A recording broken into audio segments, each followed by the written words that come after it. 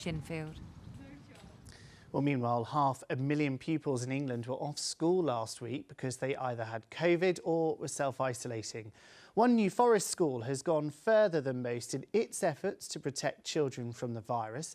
It's fitted CO2 monitors so classrooms can be evacuated and ventilated if air quality deteriorates. It's being promoted by a group campaigning for youngsters who have long COVID symptoms. Steve Humphrey has the story.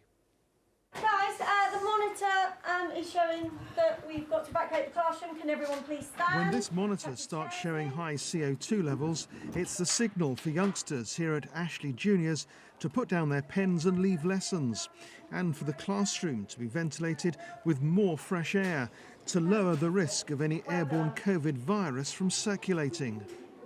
There is some disruption, but we think it's worth it for that assurance that we're as safe as we can possibly be. Good ventilation has been a key message in government information films.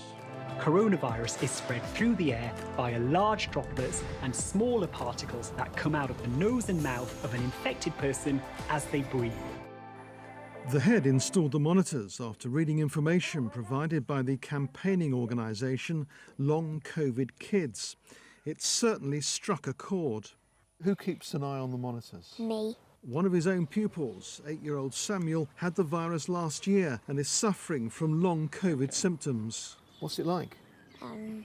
Really annoying and stuff, because I've been off school quite a lot. There's been lots and lots of emphasis on ventilation in schools, but a lot of people are just opening windows and hoping for the best. But how can we measure adequate ventilation levels if we don't actually know what's happening in those classrooms?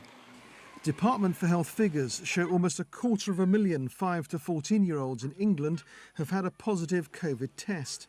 An estimated 1 in 7 children who get the virus report symptoms lasting more than 5 weeks. Children have been getting sick since, this time last year. They're still not better. And until we have an understanding of long COVID in children, until we have a clinical definition, until we have treatment, we really should be doing everything we can to reduce COVID infection so that we reduce the chance of long COVID. The group is hoping more head teachers will make use of their online schools information pack and follow the example of Ashley Juniors and install CO2 monitors in their classrooms.